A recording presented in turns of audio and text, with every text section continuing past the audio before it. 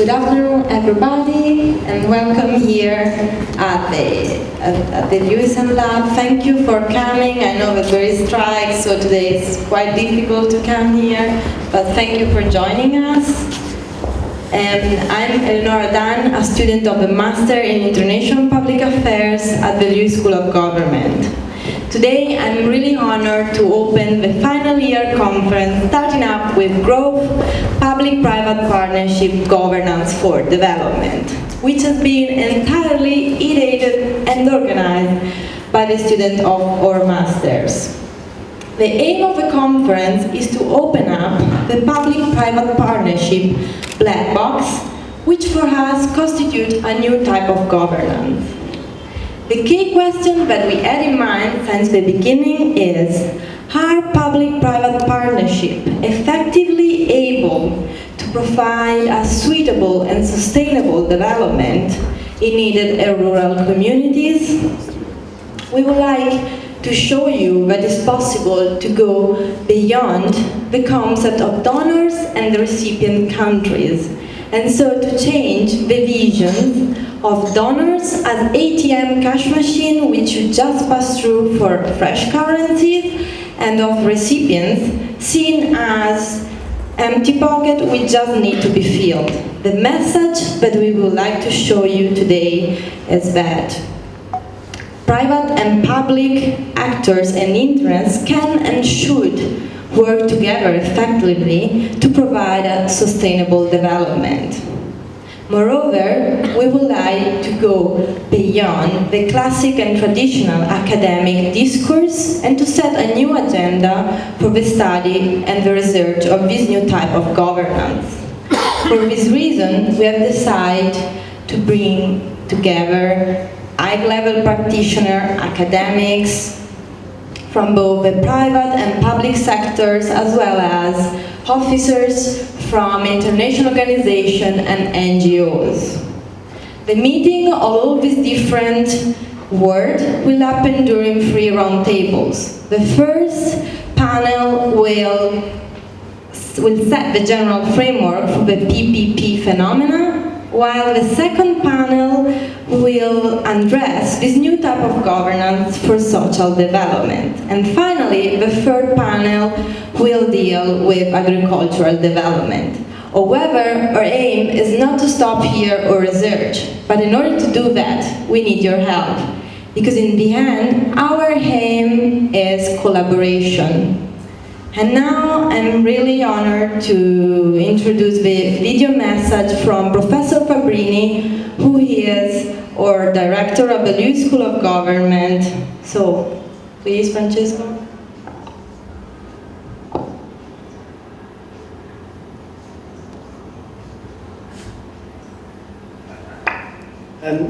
Let me first congratulate the students of the Master in International Public Affairs for this initiative. I think this is the very first time that students take the initiative. They start to promote a very important conference relying exclusively on themselves. The School of Government has helped the students, but the idea, the design, the project come entirely from the students of the Master in International Public Affairs. And this is the very first time. It also might be a model for the new cohort of students at the School of Government.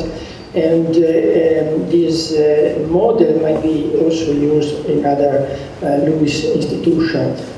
Students can do a lot promoting and advancing their own view and interest for making the School of Government and the Lewis School in general as a very lively institution.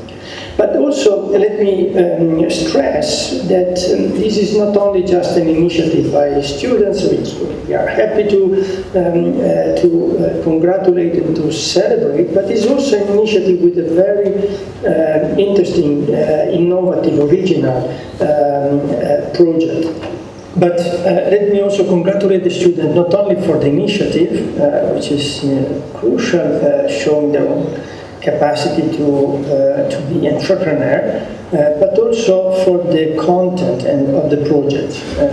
I think this initiative and the view addressed by the students on global governance is a very important view for those working in this context, namely the fact that global governance requires an involvement not only of public actors and public institutions, but also of, and more of private actors and private institutions. And the partnership between public and private is a way for solving a lot of problems that each of them, neither the public by itself nor the private by itself, might solve. So there is a promotion of a new framework within which policy decision and policy implementation can take place, a framework based on public and private partnership is really, and I consider also from a scientific point of view, but is really one of the most important policy innovation of this conference. So let me welcome all the individuals and firms and organizations and institutions that accepted the invitation by our students. Let me welcome them, and let me also wish all of you a very productive conference. And I would say that this conference should represent a model that other students and the new school government, to be sure, will follow in the future. Okay, thank you again to Professor Fabbrini and also to Professor Morlino and Professor Marchetti for coaching us and helping us and supporting us during all this month of hard work of the students. And now I'm really honored to introduce Professor Orsina, the Vice Director of the LU School of Government. Please, Professor Orsina, leave the floor.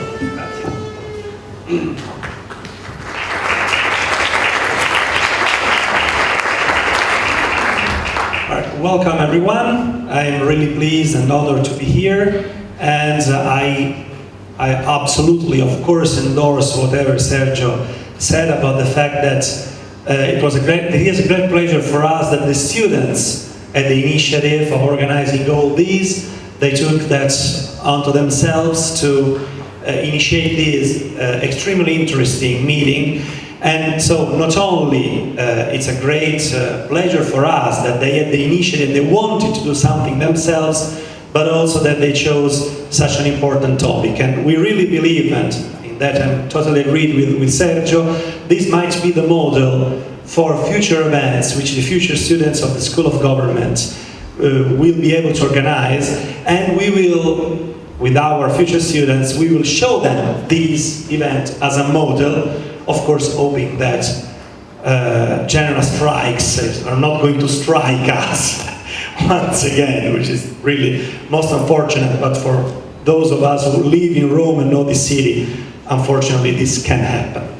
So my compliments and to the students and my expression of real pleasure for this event today.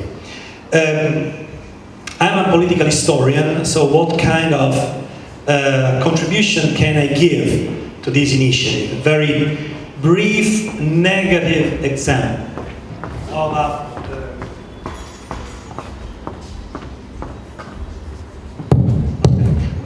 very briefly, a negative example of a public-private non-partnership which didn't work. It was not for development of some third countries, but it was for the development of one single country, and that country was and is Italy. Now, one of the key moments in Italian history was the early 1960s, when effectively the balance between public and private in this country was rethought. And it was rethought in a totally non-cooperative way. The balance between public and private in Italy in the early 60s was thought as a zero-sum game, which had a lot to do with basically political power. So it was considered as a win or lose it all game, whereby public and private were not at all cooperating. The public sector and politicians were thinking that the private sector was made of greedy monopolist capitalists, which had to be controlled, reduced, re-educated, while the private sector was thinking that politicians were a bunch of pseudo-socialists which would wreck the development of this country. Now, they might have been both right to a certain extent, but the relationship between public and private, basically, bottom line, was based on an enormous mutual distrust. They didn't trust each other, and they created a non-public-private partnership, but a real struggle, a power struggle, the main event of which was the nationalization of the energy sector in 1962. Now, a lot has been written on that, but most economic historians date the beginning of Italy's economic problems from the early 1960s. Even though, as I said, there is an historical debate, many historians, not necessarily hard monetarists or free market advocates, but social democratic historians, so not particularly in favor of the market, but they argue that this way of creating a public-private non-partnership was the beginning of the economic troubles of Italy. And that was one of the, let's say, ways to waste the great work this country had done in the 1950s with the economic miracle. So, of course, no one of us believes that Historia Magistra Vitae, history can teach us to an extent to really show us what is the good path and what we should do tomorrow or today, but certainly to have a look at what happened in history and did not work can teach us something about how to recreate a better world tomorrow. Well, a zero-sum game, mutual mistrust relationship, such as that which was created in Italy in the early 1960s, certainly did not help this country. And this can be something to look at and a guide to the future in that the belief, let's say, that both the public and the private sector are well-meaning in their own domains is certainly one of the preconditions for creating a viable partnership and working together, not to be excessively of a liberal, but creating positive sum games rather than zero-sum games certainly is one of the ways to make things work a bit better. That being said, I shut up, and I can only thank you once again, all of you, for being here, the students, of course, for organizing all that, and wish you a very productive afternoon. Thank you. Thank you, Professor Orsina. And now I am privileged to introduce you the Emeritus Professor of Political and Social Science Department at the European University Institute, Professor Philip Schmitter, who is an expert in comparative politics, on regional integration in Western Europe and Latin America, on the transition from authoritarian regimes in these regions, and on the intermediation of class, sectoral and professional interests. Among many of these recognitions for all his work done, he also achieves the prestigious Johann Skittles Prize in Political Science in 2009. So I'm really pleased to leave the floor to Professor Schmitter. Good morning. I gather it was difficult for you to get here, but congratulations, and thanks for coming, and thanks for inviting me. If I have, and let me stress, if I understood the purpose of this conference, it is to relate growth, development, is this working? Sustainability. Can you hear me?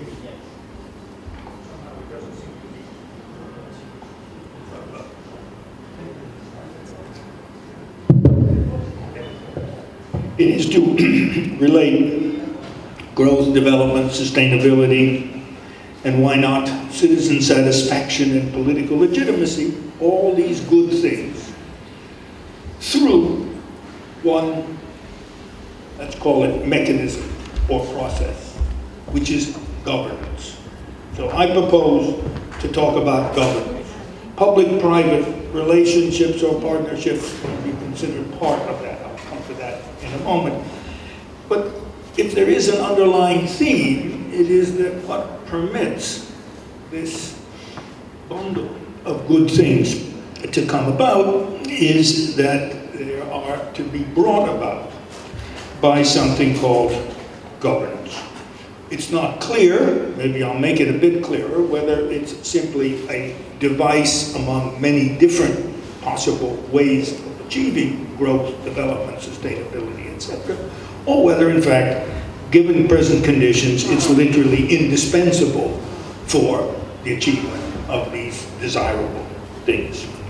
First, a few words about the concept itself. Governance is probably the most amazingly successful concept in the history of political thought.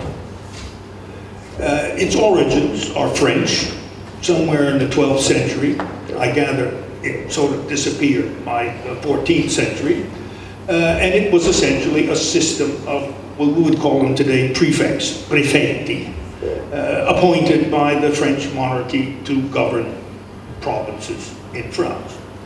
And then they changed the system before the revolution, long before. So the word was there in French. Nobody used it for 500 and some years. So there it was, until some very enterprising and clever, I don't know who it is, I've never met him, employee of the World Bank picked it up. And he put it in a very famous report on Africa and on the relationships between development and World Bank funding and international funding. Because, frankly, international funding for development in Africa was not working. In fact, it was worse than not working. And they didn't dare say government, partly because the statutes of the World Bank prohibit the World Bank from interfering in the internal affairs of the governments of member states. So you couldn't use the word government. Beyond which, of course, you didn't dare say openly that the problem was corrupt, incompetent governments. So you just couldn't say that in an international organization. So instead of that, they turned it around and said the problem of Africa is good governance. And then it went everywhere. So it started with this simple report of the World Bank. And now there's not a continent, a country, or a topic for which governance has not been applied. I have a list somewhere. Let's see, where is it? First, of course, the other thing is everybody thinks governance is a good thing. You will never hear the word bad governance, except in an article I wrote. But that's not, you're not supposed to say that.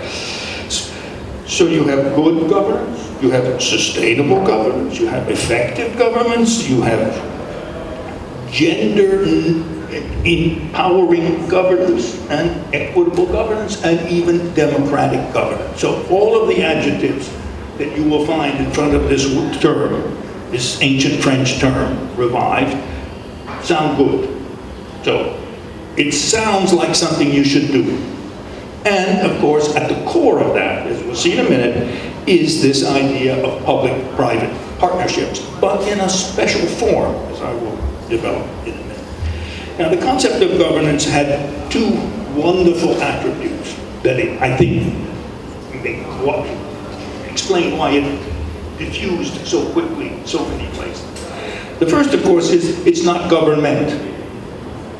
And of course, the dominant ideology in some circles, especially among economists these days, is a neoliberalism, and virtually by definition, governments are corrupt, inefficient, and they, disturb or distort market outcomes, which are somehow expected to be more legitimate and more efficient. And of course, governments, we know, are all run by self-serving, corrupt politicians. Whether they're democratic or autocratic, makes no difference. Government itself is treated in this particular approach as an intrinsically corrupting mechanism for making decisions. I won't comment on the fact that somehow politicians are supposed to be much more corrupt than businessmen. So capitalists and managers are somehow supposed to be less self-serving, more public regarding. I won't comment on that, but underlying that is somehow the notion that the discipline of the market somehow makes businessman honest, and if you don't have the discipline of the market, politicians are intrinsically corrupt. But anyway, governance is not government. So the trick is, of course, as I'll do in a minute, is to figure out what's the difference between governance and government. The other thing, of course, was in the World Bank report, and in every single instance that has been used since then, I think, no one has ever defined it. There are definitions, but the definitions aren't manifestly unrelated or so vague that they don't really specify what it is, and that's what I'm going to try to do. So, it's not government, and it's fuzzy, shall we say, and it's capacious. You can put lots of different things under the label governance. Now, by coincidence, I was asked by 2 international organizations to write a paper defining what governance is. They had been working on this business, and they were about to produce 2 very important papers, and then they asked me to comment and help them define what it is. The first was the UN, and its UNDP program, where there's a section on governance, and they're supposed to be promoting good governance in member states, right? And the other one was, guess what? The European Union, and some of you may know, the Commission produced, under Prodi, incidentally, Prodi was the inspiration for this, a white paper on governance. In fact, I think it's fair to say that Prodi's idea was that, or an awareness on his part, that the EU could never legitimate itself democratically. That is to say, the practices of the EU could never be, strictly speaking, democratic as it is understood inside the member states. And therefore, governance was intended to be an alternative basis for the legitimacy of the European Union. Okay?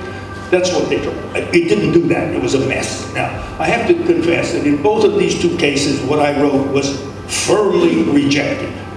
They did not like what I said, I think, because it was maybe a little bit too specific, as we'll see in a minute. So here's my definition. And I say, governance is a method or a mechanism for dealing with a broad range of problems and conflicts in which actors regularly arrive at mutually satisfactory and binding decisions by negotiating with each other and cooperating in the implementation of these decisions. So to me, that's the core. So, now, I'm going to take the different elements, and I'm going to ask myself and ask you to think about what those mean. The first, of course, is actors. And the key of most of the discussion is public and private. So we're not looking simply at negotiations between government agencies or arrangements or deals, cartels or whatever you want to call them, between private firms. So we're looking at a mix of actors. They can be not only mixed public and private, but they can be local, regional, national, including supranational in the case, obviously, of the EU. Notice, but the first property of the actors in a governance, public-private relationship is a quality which is also very difficult to define. Stakeholders.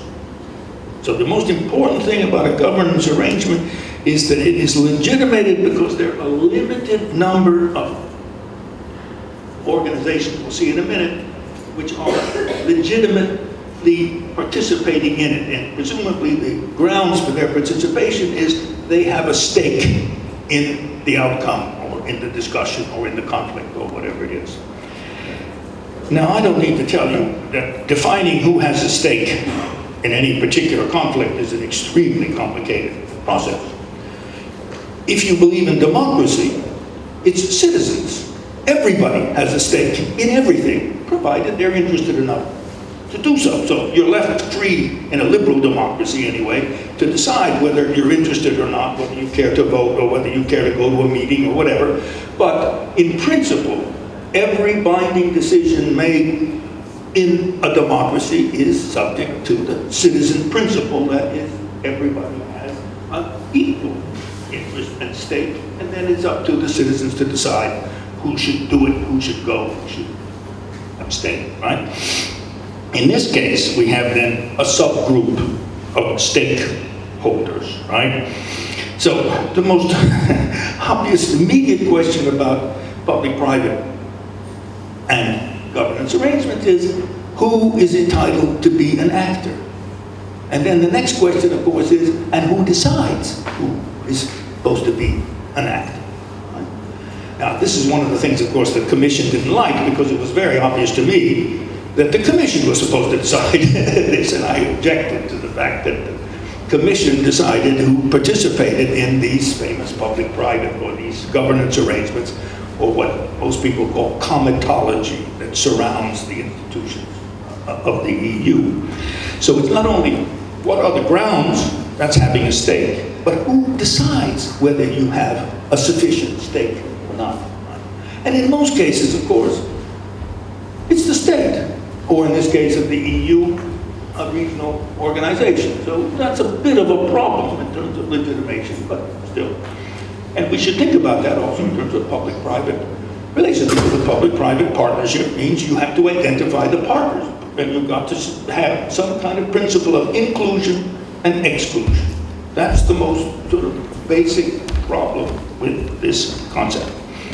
Secondly, actors in governance arrangements are almost exclusively, I think exclusively, organizations. They're human beings who go to the meetings and do the work, but they go because they represent some category, a firm, a category of industry, whatever it is, right? Working class, whatever. But they're organizations. And those organizations are public, agencies of the state, ministries, whatever it is, and they are private firms, cartels, or whatever kinds of organizations you have of the private economy. So this brings up the next question. If they are organizations, the reason they're there is A, because they have a stake, and because somehow or another somebody probably has recognized that they have a stake. But thirdly, they are there because they actually represent a broader group. Whether it's a businessman who represents the firm, that's pretty simple because there's a hierarchy and ownership structure, presumably, that determines that. But in the case of business associations or trade unions or professional associations or whatever, and including even many government, local government agencies, etc., then the question becomes, how do you know, not simply that the organization is representative, but in order to participate effectively in this public-private exchange, you have to be capable of delivering the compliance of your members. So it's not simply, I represent the metallurgical workers of Italy, Fiume, I think it's called, or one of them, right? So, and I have a status, and I have an organization, and pretty much recognized here or there, generally. But the problem, of course, is I enter into one of these governance arrangements, I make a deal. In fact, I think they made one 2-3 days ago here in Italy, this pact, or whatever it is, between Confindustria and the confederations. Okay, that's a typical private, but really public-private arrangement. The main question now is, can they deliver? You sign a particular arrangement, and then the question is, do your members, your firms, your workers, or whatever they are, actually then accept you as a representative capable of, how should I say, committing you to a particular kind of behavior. Third important component to think about, regularity. Governance arrangements, and I think it's implicit in the notion of public-private partnerships, although perhaps less so. At least the implication in the literature and in the practice is that these are regular. They repeat themselves. They define a particular area of interest, right? And then they meet and meet and meet, right? It's not a one-off kind of compromise, so to speak. So maybe public and private relations might be just a one-off, one problem. You go, you sit around the table, You decide and everybody goes home and doesn't expect to meet again. No. In governance arrangements, the presumption is that you will meet again. And that's extremely important because the nature of the way in which you resolve problems depends on the anticipation that you're going to be dealing with these people again. You can make promises, in other words, and hope that the other side or whatever will deliver in the future. So the idea of a public-private or governance arrangement is one that projects itself into future compromises and future meetings. Okay. Fourth, the concept of mutually satisfactory. Behind that hides, in a sense, the central principle of decision-making, namely consensus. So how do governance and public-private relations make decisions? They do it by consensus, and presumably a consensus that is based on mutually satisfying arrangements. I give you this, you give me that, right? So that's the behind that, what I like to stress for these arrangements to work, you need a mix of independence. That is to say, the participants must be independent of each other. They're not already coordinated by some social, political, partisan, or whatever it is, connection. They're independent actors sitting around the table, so to speak. But at the same time, they're interdependent. And that's where the stakeholding comes in. That is to say, they can hurt each other, and they can help each other. So everybody around the table is aware that if no agreement is reached, then there are going to be consequences. And some of those consequences can be negative, and they may be more negative for one group rather than another. So, independence of the actors and interdependence of the actors at another level, so to speak. And that presumably produces what is the key to how decisions, if they are made successfully and satisfactorily, and that is what is usually referred to in the political science jargon as overlapping interests and passions. So they do not represent two completely distinctive approaches to a particular problem. They overlap, so to speak, and therefore are interdependent, and therefore the actors are aware of this overlap, and it's built, the decision is built on this overlapping property. As I say, they're also expected to be interdependent, functionally interdependent, in the sense that they can help and harm each other, and that's of course what the stakeholders pretend. The key, the problem, once the decision's made, let's say, is binding decisions. Now here's the big distinction between government and governance. If you're talking about governance, and I don't mean a completely incompetent or divided one. I'll talk about the present Italian government, for example. But if you have a real government, you are capable of taking binding decisions, and people recognize it, and they recognize that there are certain consequences if you don't obey those decisions, right? Now, that isn't true of all governments, but in general, that's a property of government. Remember the famous definition of the state of Max Weber. It is a monopoly of organized violence within a given territory over a given population. That monopoly is what presumably ensures that its decisions are binding. There's no such thing in governance. You have lots of different governance arrangements, and presumably none of them have the capacity to transform their decisions into state decisions. Now, it can happen, of course, that the state may back up, and I think this is being discussed right as we speak about this agreement the other day here between Confindustria and the CGIL company, and the question is whether or not those agreements will be transformed by the Italian Parliament into law. That's an unusual arrangement. So we have governance at one level, and then we have the shadow of government to transform those decisions. But the important question is, what makes the decisions, public-private partnerships, what makes them binding? Why do people obey? Why not sign this agreement and get somehow through some kind of, and then as soon as it's convenient, because you have additional resources, ignore it. And there are no legal consequences. The state isn't going to come after you, so to speak, because it's a private contract, so to speak. So that's one of the big questions. Now, the answer to that question, we'll maybe find this out in Italy not far from now, is that if you defect and you cheat on a public-private arrangement, maybe somebody will go to the state and make you obey. The state will then intervene and impose its solution, which may be worse for both of you, right? So, but the trick in thinking about these partnerships is how you can ensure that they are binding, compliant. To a certain extent, if you have reached a consensus, decisions can be self-implemented. They're simply in the nature, their nature is to be beneficial to both sides, and therefore they implement themselves simply on the basis of their output, or their imagined output.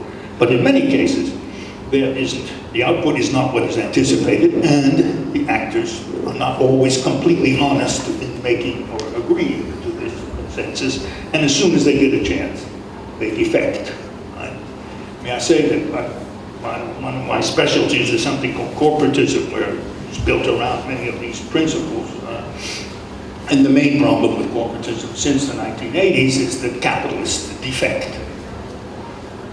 The capitalists have resources, and they have usually an overwhelming, superior set of forces, and therefore, in time and time again, these arrangements collapse because capitalists simply see opportunities, and often, of course, they're pressured to do so by the market, by other countries that don't have to make the same kinds of compromises, etc.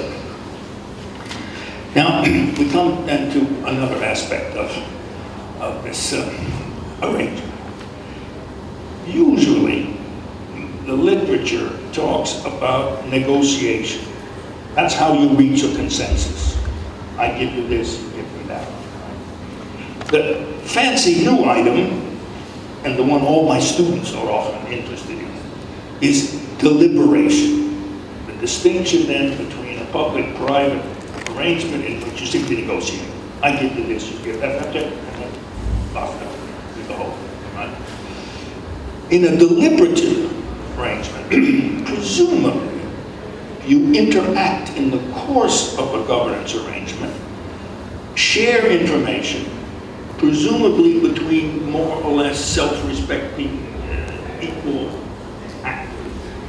And in the course of sharing this information, you learn more about the positions and the intensity of preferences of your opponent, and you change your position.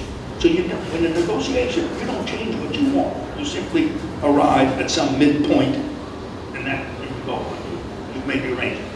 In a deliberative arrangement, then, you can imagine, anyway, these kinds of governance arrangements in which people really listen to each other, learn about others' ways of doing things, or understand better why they care so much about this, etc. And from that, you get a transformation of the preferences that you bring to the table at the beginning. That's the exciting, you probably all know Jürgen Habermas there's a whole new school now of discussion about democracy, which also affects this literature on governance. Then we have a special feature of what I would call strongest forms of partnership or governance arrangements, and that is cooperation in the implementation of the policies. So that a really good partnership is not simply to make decisions, it's also to continue to make decisions in the implementation of the original decision. Monitoring how the decision is going, even in some cases sanctioning the subsequent behavior. So following the decision and becoming involved in the actual implementation. This has become very, very characteristic of public-private, in say, Scandinavian countries, where very often aspects of social policy are devolved upon the social actors, and the firms and the unions directly manage the unemployment systems or various other aspects of social policy. So there are plenty of precedents for that, although they tend to be further north than here. This is not as common in this part of the world.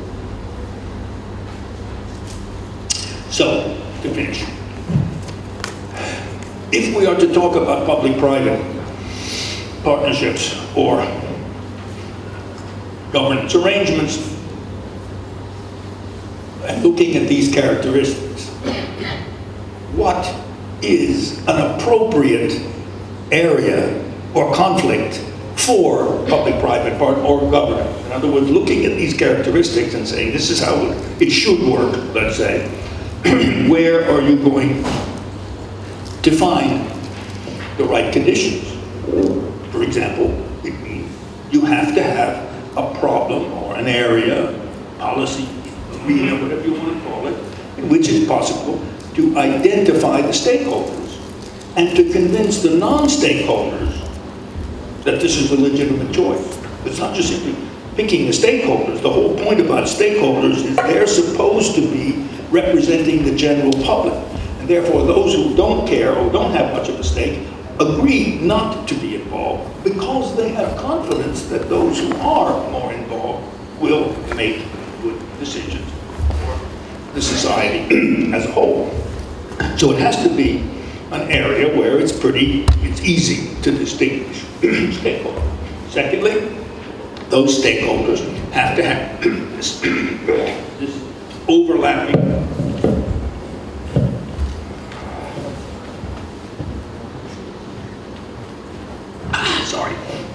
they have to have this overlapping consensus. You can't have stakeholders which are polar opposites in which there is no middle ground, so to speak. So you need stakeholders which have a consensus on certain basic values.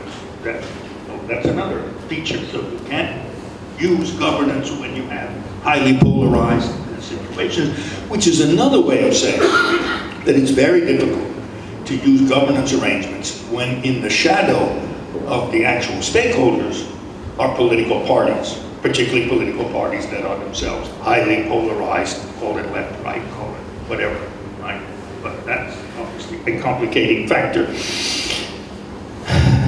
And then let me just reflect for a minute on this business of sustainability. Because the original literature on governance didn't focus on sustainability, it focused essentially on growth, full employment, low inflation. I mean, the famous basket of the 1980s, right, with a successful economy had full employment, low inflation, and reasonable growth. That was the famous triangle. Nowadays, we've made it into a quadrangle, so to speak. And we've added sustainability, which obviously complicates the package, let's say. Now, the key to sustainability, well, first there's this problem of stakeholders. Presumably we all care about the future to some degree. The problem, of course, is that who is the stakeholder who hasn't been born yet? Because the main idea of sustainability is to produce benefits for people who aren't even here yet, and who knows where they could be born, or who knows who they're going to be born to, or all these other conflicting potentialities. So who, in a governance arrangement, can legitimately represent future generations? As you can see, in a governance arrangement, you can build in a time factor because of the regularity. If you have regular meetings, then you learn that you can project your decisions, make compromises which can only be realized, but that's still your future. You're still around in that future, but it still has that capability of projecting decisions further into the future.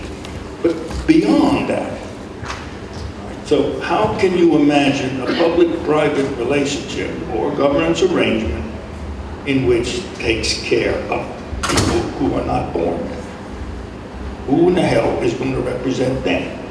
Right? So we don't have interest groups of people to be born in 10 years, shall we say. That kind of an organization, to the best of my knowledge, doesn't exist. Right? It's not likely to be a stakeholder in these arrangements.